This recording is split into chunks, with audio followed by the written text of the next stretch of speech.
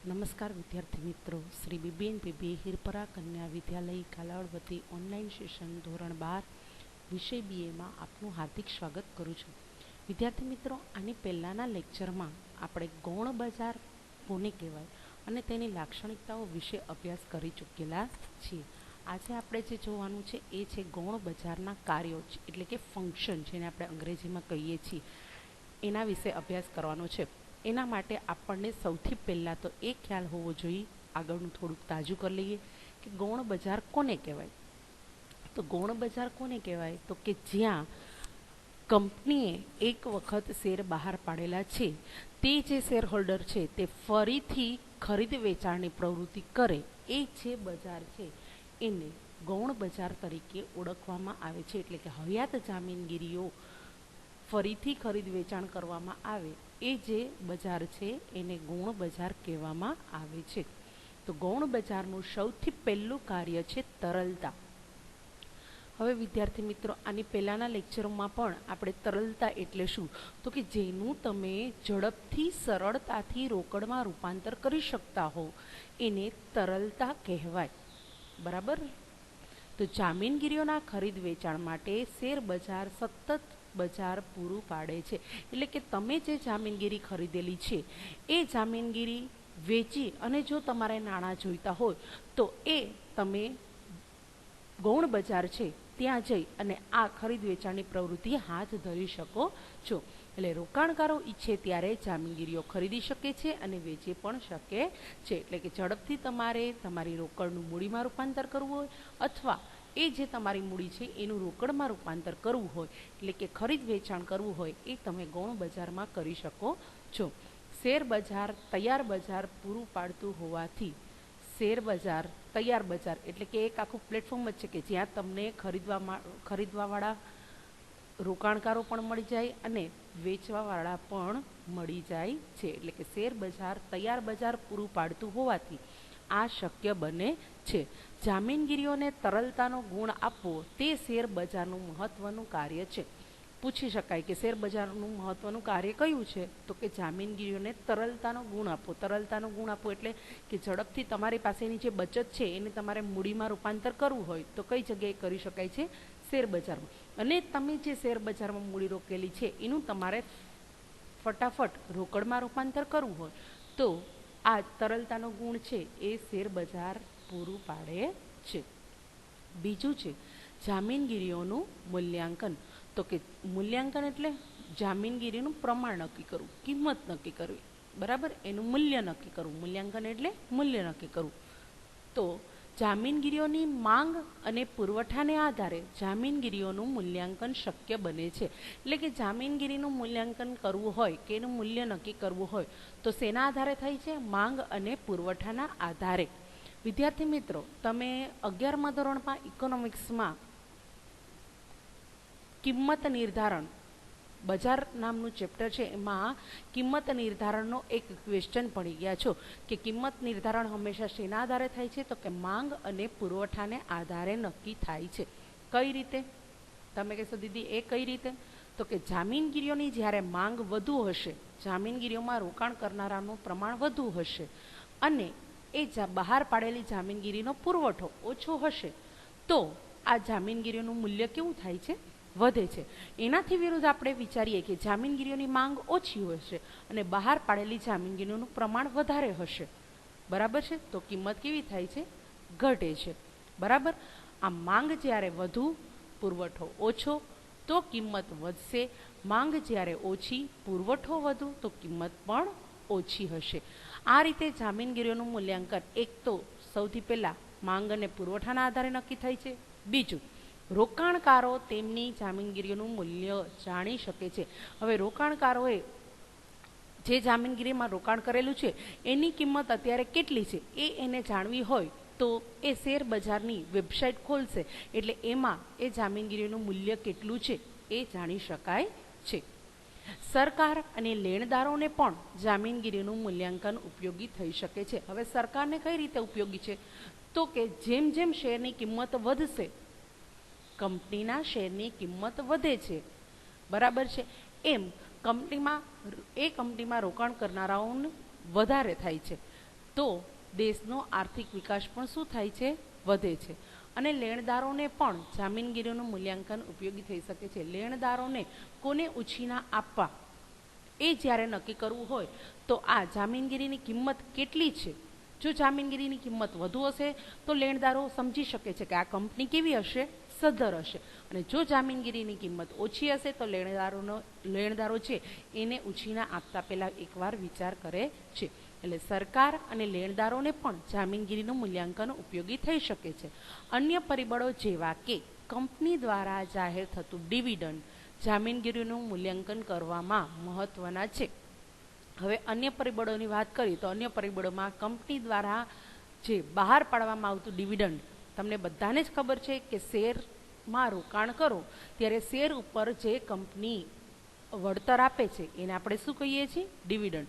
તો જેમ કંપની છે એ ડિવિડન્ડ વધારે આપે છે એમ એનું જામીનગીરીનું મૂલ્યાંકન કેવું થાય છે? એટલે કે એનું મૂલ્ય વધતું જાય છે. અને જેમ ડિવિડન્ડ ઓછું ચૂકવતું જશે તો એમ એનું મૂલ્ય કેવું થઈ જશે? ઓછું થઈ જશે. હવે તમે કહેશો કે એવી કેવી રીતે દીદી?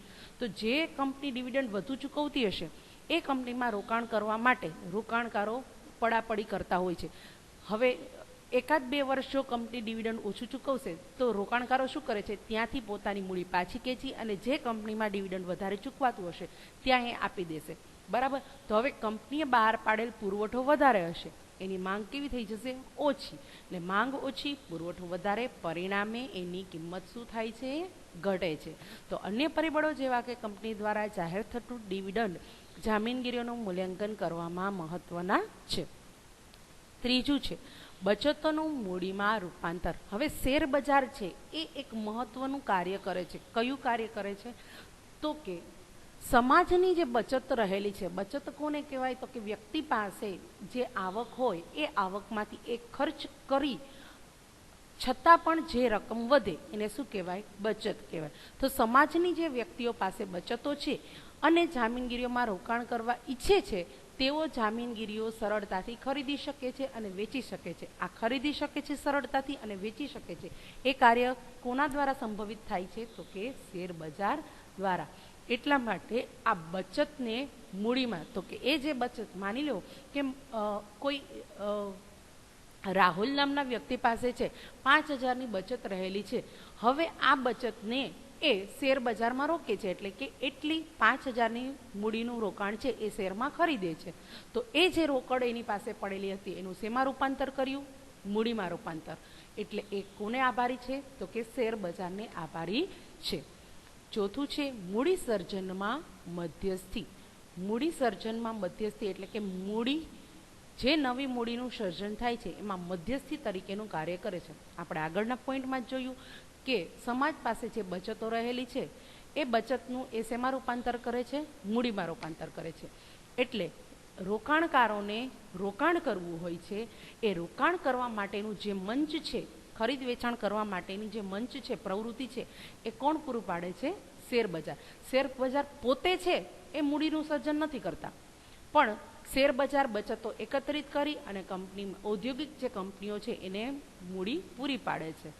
ઓને રોકાણ કરવાનું અને ઓને મૂડી પૂરી પાડવાનું, એટલે કે એ વચ્ચેનું કામ કરે છે. રોકાણકારો અને કંપનીને બેયને જોડે છે. એટલે શેર બજાર પોતે કોઈ મૂડી સર્જન કરતું નથી, પરંતુ જામીનગીરીઓના ખરીદ વેચાણ માટે મંચ પૂરું પાડે છે. એટલે મૂડી સર્જનમાં શેર બજાર એક મધ્યસ્થી તરીકેની ભૂમિકા ભજવે છે.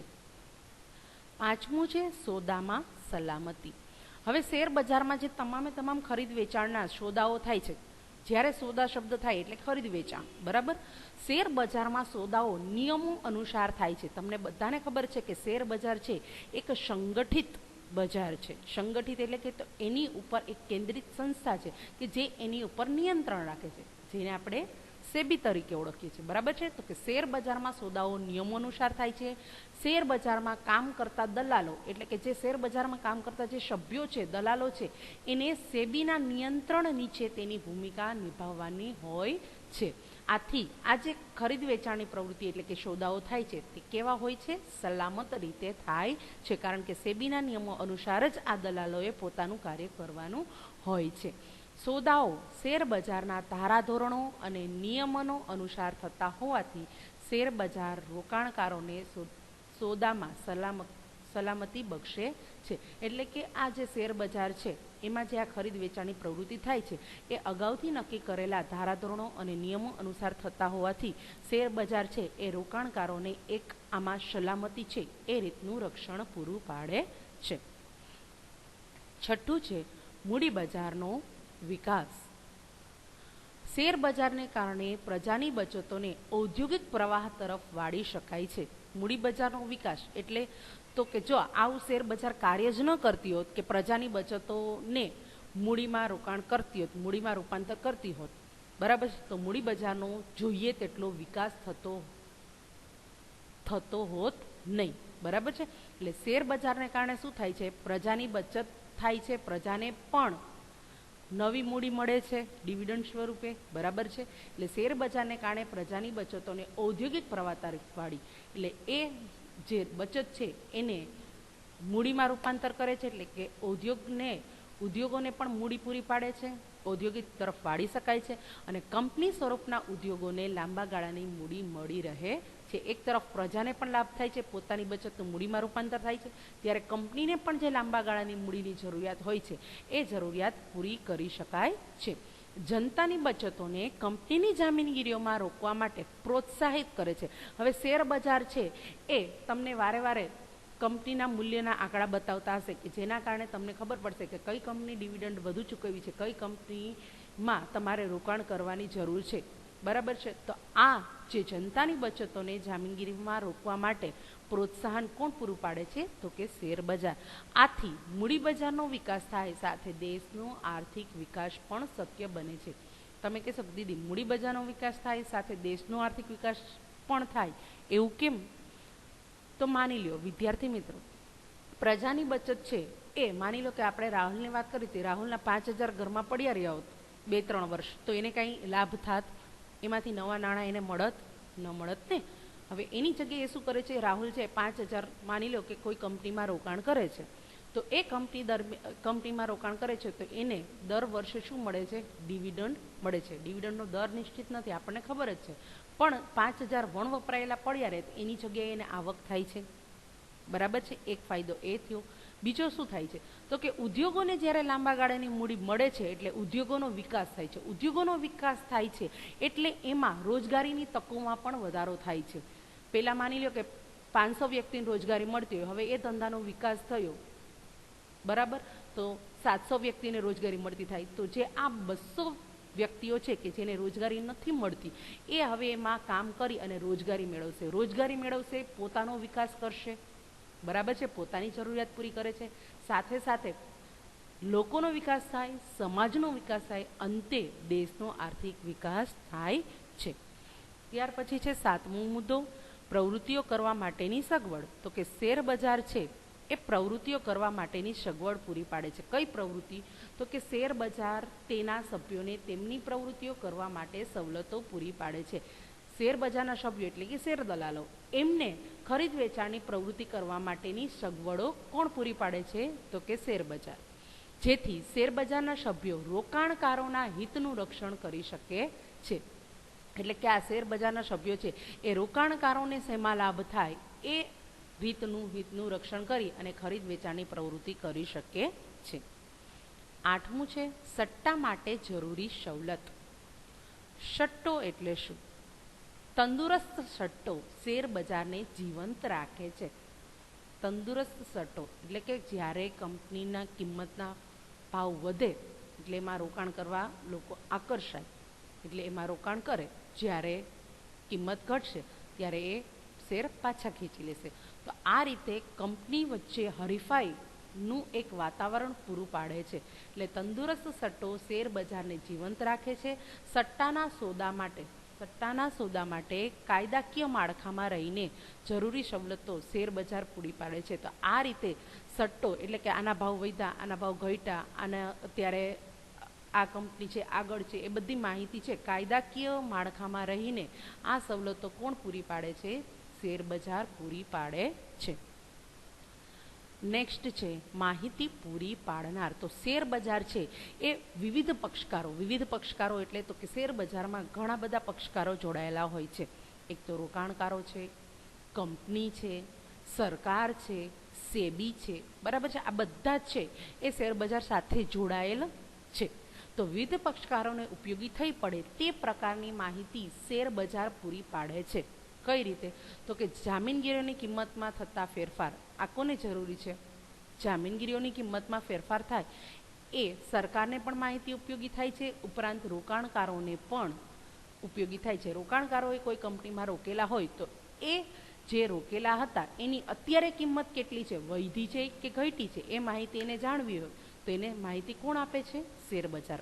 જામીનગીરીઓના ખરીદ વેચાણનો પ્રવાહ વગેરે માહિતી રોકાણકારો, કંપનીઓ, સરકાર, સેબીને ઉપયોગી થઈ પડે છે. હવે કોઈ રોકાણકારને રોકાણ કરવું હોય તો મારે કેમાં રોકાણ કરવું એ અંગેની જો માહિતી જોઈતી હોય તો કોણ પૂરી પાડે છે? શેરબજાર. એ પોતે કંપની વિષયક માહિતી પૂરી પાડે છે. એ ઉપરાંત કંપનીના શેરબજારની કિંમત પહેલાં કેટલી હતી, હવે કેટલી થઈ, કેટલો દિવસ દરમિયાન વધારો થયો, ઘટાડો થયો, આ અંગેની તમને માહિતી પૂરી પાડે છે. આ બધી માહિતી સરકારને આર્થિક નીતિ, નાણાકીય નીતિના ઘડતરમાં ઉપયોગી થઈ પડે છે. તમે કહેશો દીદુ એ ન સમજાણું કે આર્થિક નીતિ અને નાણાકીય નીતિના ઘડતરમાં કઈ રીતે ઉપયોગી બને છે. બરાબર, આર્થિક નીતિની વાત કરીએ આપણે તો જ્યારે છે તમામ કંપનીના શેર બજારના ભાવ એટલે કે શેરના ભાવ ઊંચા જતા હોય તો માની લો કે કંપની છે એ સદ્ધર છે એવું નક્કી કરવામાં આવે છે અને દિવસે ને દિવસે એના નફામાં શું થાય છે? વધારો થાય છે. તો કંપની જ્યારે આર્થિક નીતિ નક્કી કરશે ત્યારે એ જોશે કે હવે આપણે આ કંપનીઓ પાસેથી કરવેરા કેટલા લેવા. દિવસે દિવસે એની પાસે આવક વધતી જાય છે તો સરકાર છે એની ઉપર કરવેરો કેવો નાખશે? વધુ નાખે છે. જ્યારે એ બધી કંપનીઓ છે સદ્ધર ન હોય અને મધ્યમ ચાલી જતી હોય તો સરકાર છે એ રીતે આર્થિક નક્કી કરશે. નાણાકીય નીતિના ઘડતરમાં આ રીતે ઉપયોગી થઈ પડે છે. આ ઉપરાંત કંપની અને રાષ્ટ્રની આર્થિક પરિસ્થિતિ અને વિકાસ સૂચવે છે. હવે કંપની અને રાષ્ટ્રની બેયની આર્થિક પરિસ્થિતિ કઈ રીતે દર્શાવે છે? જો એક દેશમાં આવેલી તમામ કંપની છે એના શેરના બજાર ભાવ ઊંચા હશે એટલે કે એ કેવી છે? સદ્ધર કંપનીઓ છે. જો એ કંપનીઓ સદ્ધર હશે તો એની આવકમાં વધારો થાય, પરિણામે દેશની આવકમાં વધારો થશે અને દેશની આવકમાં વધારો થશે એટલે દેશની આર્થિક પરિસ્થિતિમાં શું થાય છે? સુધારો, એટલે એનો વિકાસ સૂચવે છે. દેશની આર્થિક પરિસ્થિતિ દર્શાવતો અરીસો છે.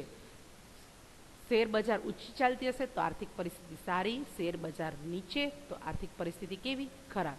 એટલે દેશની આર્થિક પરિસ્થિતિ કેવી છે એ આપણને શેર બજારમાં પ્રતિબિંબ જોવા મળે છે. એટલે દેશની આર્થિક પરિસ્થિતિ દર્શાવતો અરીસો છે. આથી શેર બજારને દેશની આર્થિક પરિસ્થિતિ દર્શાવતી પારાશીશી પણ કહે છે. વિદ્યાર્થી મિત્રો, વિધાનમાં પૂછાઈ શકે કે કોને દેશની આર્થિક પરિસ્થિતિ દર્શાવતી પારાશીશી કહે છે? તો કોને કહી શકાશે? શેર બજારને. 10મું કાર્ય છે જામીનગીરીઓની નોંધણી. માની લો કે કોઈ રોકાણકારને એવી માહિતી મળે છે કે મારે ક્યાં રોકાણ કરવું જોઈએ, બરાબર છે? તો તમને બધાને ખબર જ છે કે શેર બજાર છે એ કઈ કંપનીઓના ભાવ બતાવે છે? કઈ કંપનીની? તો કે જે કંપનીની નોંધણી શેર બજારમાં થયેલી હોય તેની માહિતી છે બતાવે છે. એટલે કંપની તેની જામીનગીરીઓના સોદા શેર બજારમાં જો થાય એવું ઈચ્છતી હોય, એટલે કે મારા શેરની ખરીદ વેચાણ છે એ શેર બજારમાં થાય એવું ઈચ્છતી હોય તો આપણે શું કરવું પડે છે? તો કે જામીનગીરીની નોંધણી શેર બજારમાં કરવી પડે છે. એટલા માટે શેર બજારનું એક કાર્ય શું છે? તો કે જામીનગીરીની નોંધણી કરવી. જે કંપનીઓ જામીનગીરીઓની ખરીદ વેચાણ કરવા ઈચ્છતી હશે એ એની પાસે જશે એટલે એ નોંધણી કરવાનું કાર્ય પણ શેર બજાર કરે છે. રોકાણકારોને નોંધાયેલી જામીનગીરીઓમાં વધુ વિશ્વાસ હોય છે કારણ કે શેર બજાર ઉપર સેબી છે એ રક્ષણ પૂરું પાડે છે, બરાબર છે? જ્યારે નોંધાયેલી નહીં હોય તો સેબી તમને રક્ષણ પૂરું પાડી શકશે નહીં. 11મું છે રોકાણકારોને માર્ગદર્શન.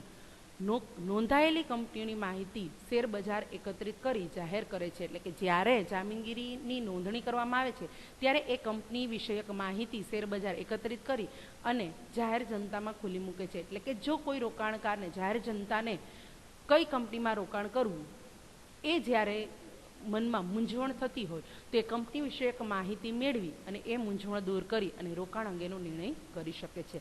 આ માહિતીના આધારે રોકાણકારો નિર્ણય કરી શકે છે કે કઈ કંપનીની જામીનગીરીઓમાંથી રોકાણ પાછું ખેંચવા જેવું છે અને કઈ કંપનીની જામીનગીરીઓમાં રોકાણ કરવા જેવું છે. માની લો કે કોઈને ખબર ન હોય કે કંપની વિશે એક માહિતી આપણે શેર બજારમાંથી મેળવી શકીએ છીએ અને કોઈ જગ્યાએ રોકાણ કરી દીધું હોય અને પછી એ કંપની વિશે એક માહિતી મેળવે છે. હવે એવું લાગે છે કે આ જગ્યાએ રોકાણ કરવા કરતાં આ કંપનીમાં કર્યું હોય તો સારું રહે.